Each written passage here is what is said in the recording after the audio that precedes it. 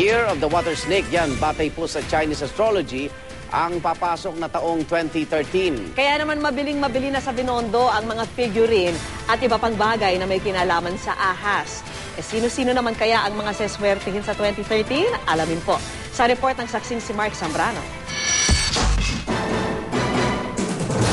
Ilang araw bago ang 2013, nagkalat na sa Binondo, Chinatown ang mga figurine at manikang ahas bilang paghanda sa pagsalubong sa Year of the Water Snake.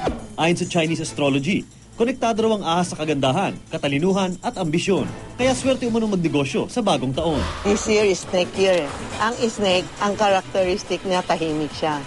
Pero pag na-attack yan, grabe tayo. Water snake din siya. Maybe sa mga government, mga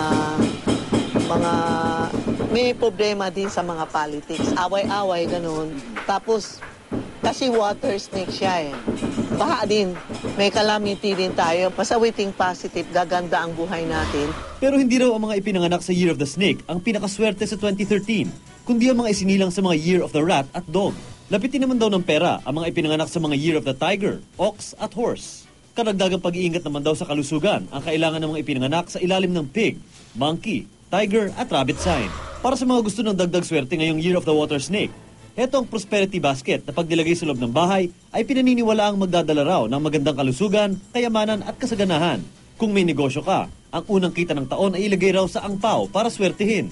Sa mga gusto namang makahanap ng pag-ibig, ang Mandarin Duck Charm na ito raw ang para sa iyo. At kung panghabang buhay na partner ang hanap, magsuot daw ng Destiny Thread. Naniniwala naman kaya sa mga ganitong pampaswerte ang mga Pinoy? Kasi sa kulturang Pilipino, ganun talaga eh. Mahilig tayong maniwala sa mga pampaswerte. Yan mga amulet. Ganito, ito, para sa akin. Pakita mo nga, pakita. Galing Baclaran to. Oh. Bili namin ng miis ko. Oh. Pampaswerte. Gano'ng katagal mo nasuot siya? 6 months na. 6 months na. Eh, nagdala naman ng swerte sa'yo. Oo, ngayon Tulad ng? sa trabaho. Sipag. Bakit sa sipag? Siyempre, pag hindi ka magsipag, wala kang pera. Ayon sa mga eksperto, ang mga lucky charms tulad nito ay tanging pang-akit lamang na swerte. Ang tanging pinagmumulan ng kasaganaan sa buhay ay sipag, tiyaga at positibong pananaw sa buhay. Ako si Mark Zambrano, ang inyong saksi